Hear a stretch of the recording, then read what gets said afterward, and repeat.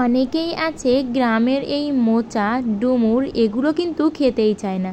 তবে আমি যেমন এগুলোকে পছন্দ করি এবং এগুলোর উপকারিতা সম্পর্কে জানি, তেমনই কিন্তু আমি আমার বাচ্চাকেও এগুলো খাওয়ানোর চেষ্টা করি, যাতে ও প্রাকৃতিকভাবে একটু পুষ্টি উপাদান পায়। আর এই মোচাটা রান্না করলেও তো আমার সোনাবুড়ো খায়, তবে আজ ভাবলাম যে সবসময় তো রান্না করে খাওয়াই, তাহলে আজ একটু ওকে চপ বানিয়ে খাওয়াই, মানে পকোড়া বানিয়ে।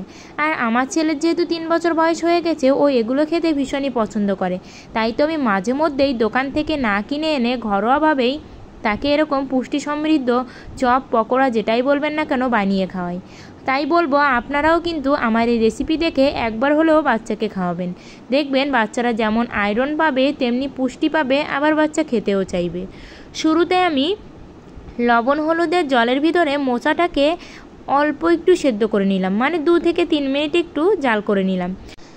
তারপর নামিয়ে আমি এটাকে জল ঝরিয়ে নিলাম। এবার একটি পাত্রের ভিতর মোচাটা দিয়ে তার ভিতরে পেঁয়াজ কুচি, কাঁচা লঙ্কা কুচি, অল্প পরিমাণে হলুদ আর স্বাদ অনুযায়ী লবণ দিয়ে দিলাম, অল্প পরিমাণে শুকনো লঙ্কার গুঁড়ো, 2 চামচ কর্নফ্লাওয়ার আর দিলাম 2 চামচ ময়দা। এবার আমি একটা ডো তৈরি করে নেব। আর আমি এখানে দুটো মানে ঝালের গুঁড়ো আবার কাঁচা লঙ্কাও ব্যবহার করেছি, কারণ এটা অনেক পরিমাণে ছিল আর আমরা সবাই মিলেই খাবো এই জন্য। আর আপনারা আপনাদের বাচ্চাদের পছন্দ অনুযায়ী ঝালটা দিয়ে দিবেন।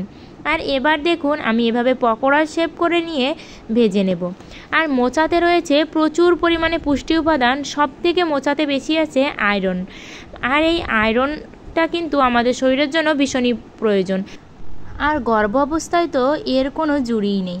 আমি কিন্তু আমার সোনাবুড়ো পেটে থাকতে প্রচুর পরিমাণে এই খাবারগুলো খেতাম। আর ডুমুর মোচা এগুলো খেতে আমার ভীষণই ভালো লাগে, এবং এগুলো আপনি রান্না করে যে প্রসেসেই খাবেন না কেন সত্যিই অনেক মজার।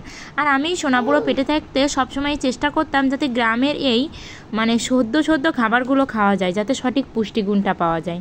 আর আপনারা অবশ্যই কিন্তু বাচ্চাদের এটা বানিয়ে খাওয়াবেন। আর দেখুন আমি এই মুচমুচে করে ভেজে নামিয়ে নিয়েছি।